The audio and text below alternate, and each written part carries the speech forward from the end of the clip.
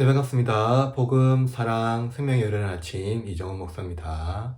오늘도 이렇게 흐르는 아침에 참여해 주시고 함께 해 주셔서 감사합니다. 오늘 본문은 마가복음 8장 14절에서 26절까지 말씀이고요.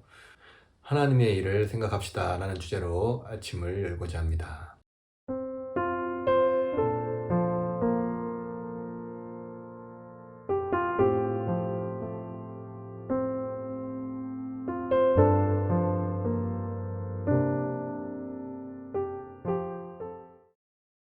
예수님께서 제자들과 함께 빌립보 가이사랴로 가셨습니다. 우리가 익히 알고 있듯이 빌립보 가이사랴는 헤롯 대왕의 아들 빌립이 로마의 황제 가이사 아우구스투스에게 헌사한 도시입니다. 빌립은 로마 황제 아우구스투스에게 도시를 헌사하면서 그의 이름을 따서 도시 전체가 황제의 도시가 되어버린 것이죠.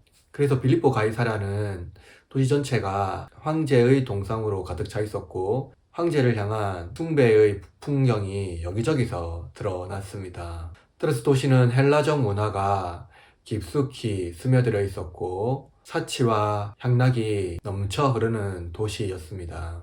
당시에 로마 황제는 세계의 수호자였습니다. 여러분도 알고 있는 것처럼 팍스 로마나라는 말을 들어봤을 텐데 그것은 로마 전체가 로마의 권세로 세계 평화를 유지하겠다라는 의미를 말하는 것입니다. 그러므로 황제는 신의 아들로 추앙받았습니다. 그는 태양의 아들이었고 세계 시민의 보호자였습니다. 또한 헤롯 왕가가 자신의 돈과 권세를 보존하기 위하여 도시 전체를 로마 황제에게 드렸다면 그 도시의 풍경은 그야말로 돈과 권세의 지배를 받는 도시였고 사치와 향락이 도시 전체의 분위기였을 것입니다. 빌립보 가이사랴는 그야말로 황제의 도시였고 소돔과 고모라와 같은 사치와 향락의 도시였습니다. 그런데 예수님께서 이 도시를 지나가면서 제자들에게 질문하십니다.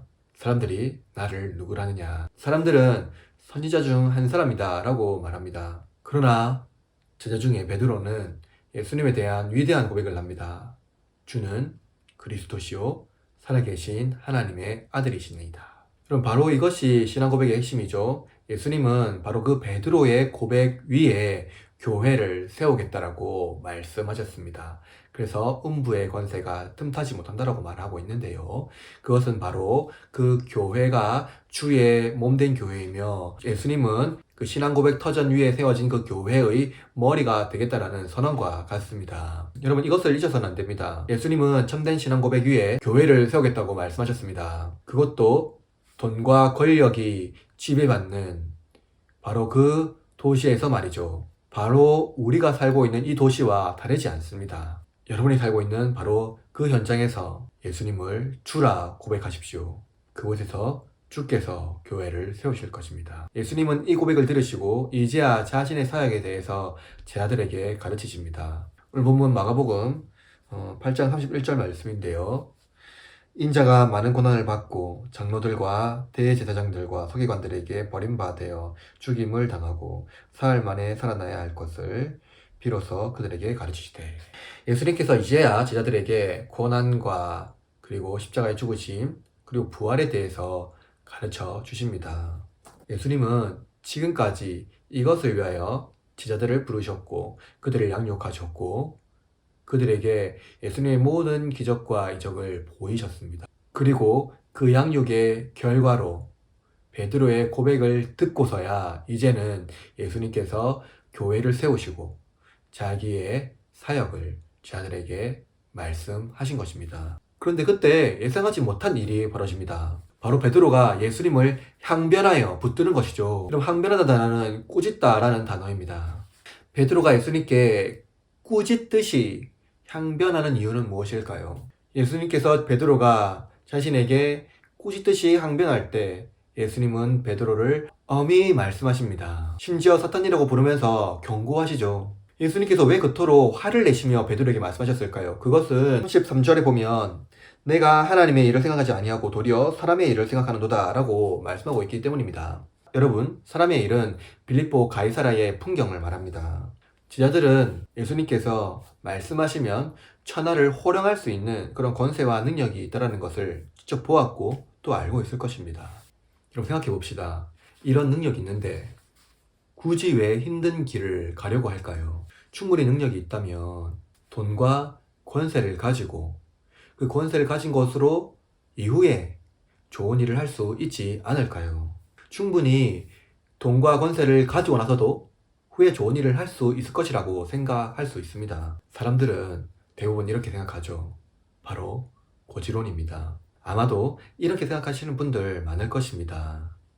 사람들에게 영향력을 주려면 적어도 능력 있는, 돈과 권세가 있는 인플루언서가 되어야 한다고 생각하는 것이죠. 그러나 여러분, 복음은 우리의 생각과 너무나도 다릅니다. 빌립보 가이사랴 분위기와도 너무나도 다르죠. 이것은 오늘날 우리가 살고 있는 세속적인 도시의 분위기와도 너무나도 다릅니다. 예수님께서는 다시 제자를 불러 교육하십니다. 이번에는 복음의 본질을 가르쳐 주십니다. 마가복음 8장 34절에 35절 말씀입니다. 무리와 제자들을 불러 이르되 누구든지 나를 따라오려거든 자기를 부인하고 자기 십자가를 지고 나를 따를 것이니라. 누구든지 자기 목숨을 구원하고자 하면 잃을 것이요 누구든지 나와 복음을 위하여 자기 목숨을 잃으면 구원하리라. 예수님께서는 제자들에게 십자가의 길이 무엇인지 가르쳐 주십니다. 여러분, 십자가의 길은 무엇입니까? 그것은 예수님과 함께 가는 것이죠. 복음을 행하는 것입니다. 그리고 그 복음은 예수님의 십자가의 길이죠. 돈과 권세가 주인인 이 세상에서 나의 주인은 예수님입니다 라고 고백하는 것입니다. 그것은 바로 빌립보 가이사랴에, 또한 내가 살고 있는 그 현장, 바로 세속화된 도시와 내 삶의 터전에서 나의 주인은 예수 그리스도입니다 라고 선포하는 것이죠. 여러분, 우리가 살고 있는 이 도시 안에서 예수님만이 나의 주인입니다 라고 고백하기가 쉽지 않습니다. 좋은 것들이 많고 우리를 즐겁게 하는 것들이 많다고 생각하기 때문이죠. 그러나 여러분, 예수님을 잊어버리면 사실상 우리는 모든 것을 잃어버린 것과 같습니다. 예수님이 우리의 즐거움의 원천이고 기쁨의 원천이시기 때문입니다. 그러므로 여러분, 우리는 이 땅에 살면서 예수님을 위하여 받는 고난을 부끄러워해서는 안 됩니다. 예수님을 위하여 받는 고난, 그것은 무엇이 있습니까? 그것은 순교의 언어를 다른 방식으로 내 삶의 현장으로 번역하는 것입니다. 내 삶의 현장에서 예수 그리스도를 부끄러워하지 않는 것. 비록 그것이 어느 순간에 또 어느 지점에서 나에게 손해가 되거나 때로는 나에게 돈과 권세를 주지 않는다 하더라도 우리는 예수님을 부끄러워해서는 안 됩니다. 세상은 사람의 일을 생각하지요.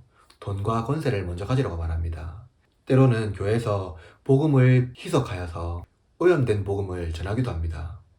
너의 재능을 잘 간수하고 재능을 잘 키워서 후에 좋은 일로 써라 하는 것이죠. 그러나 여러분, 복음은 그런 것이 아닙니다. 복음은 지금 이 현장, 내가 가지고 있는 이 모든 것들을 통하여서 예수 그리스도의 십자가 앞에 한 걸음 한 걸음 걸어가는 것입니다. 돈과 권세를 가지고 나서, 그리고 충분히 내가 그것을 이루고 나서 하나님의 일을 한다라는 것은 사람의 일을 하는 것과 다르지 않죠.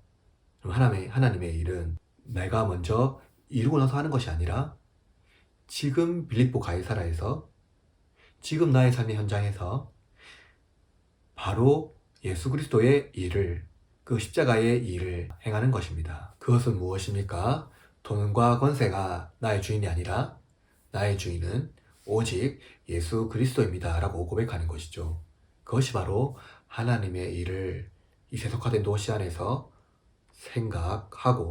생각하는 것을 나의 삶에 실천하는 것입니다. 내가 담대히 세속화된 이 도시에서 우리 주 예수 그리스도를 나의 주인으로 시인하고 고백한다면 살아계신 하나님은 나를 당신의 자녀로 받아주실 것입니다.